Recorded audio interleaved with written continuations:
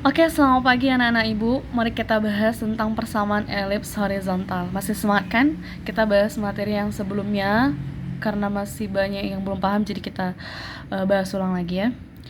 Persamaan elips horizontal. Ini Miss ada kasih gambar elips ya, yang mana ini pusatnya di titik O 0,0. Itu dia. Nah, ini elips horizontal dikatakan horizontal karena dia mendatar ya, mendatar.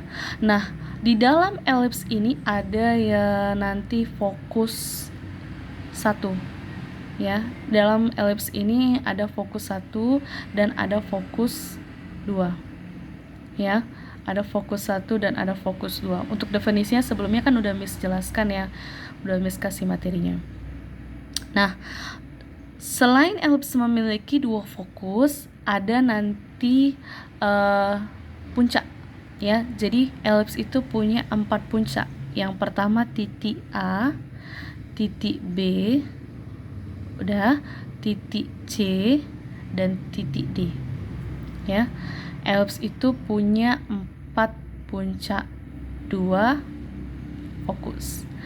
Sebelum kita bahas tentang koordinatnya ya, Miss mau bahas tentang sumbu mayor dulu. Sumbu mayor ya, sumbu mayor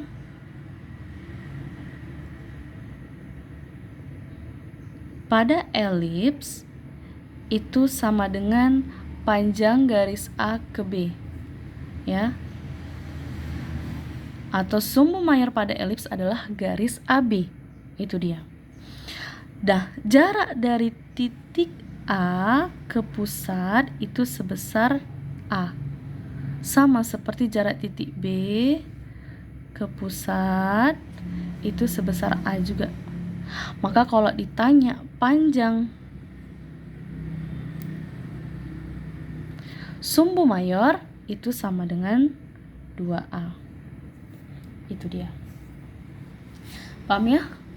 A ditambah A jadi 2A. Oke.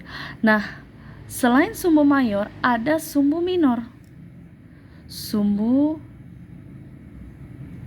minor pada elips, yakni berupa garis CD ya, yang mana jarak titik C ke titik C ke titik pusat O itu sebesar B, sama kayak jarak dari titik D ke titik pusat itu sebesar B. Jadi kalau ditanya panjang, ini sumbu mayor tadi garis CD ya. Nah, jadi kalau misalnya ditanya panjang sumbu mayor itu sama dengan B tambah B, jadi 2B. Itu dia. Oke, sekarang kita bahas tentang koordinat dari puncak ya.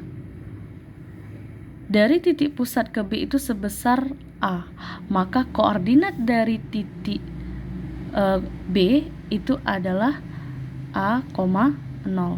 Nah, jarak dari titik pusat ke A itu sebesar A ya. Maka koordinat dari titik A itu adalah minus A, 0. Ini min ya, karena dia titiknya terletak di sebelah kiri sumbu Y. Kemudian koordinat dari titik C itu sebesar, dari pusat ke C adalah B, itu sebesar 0, minus B.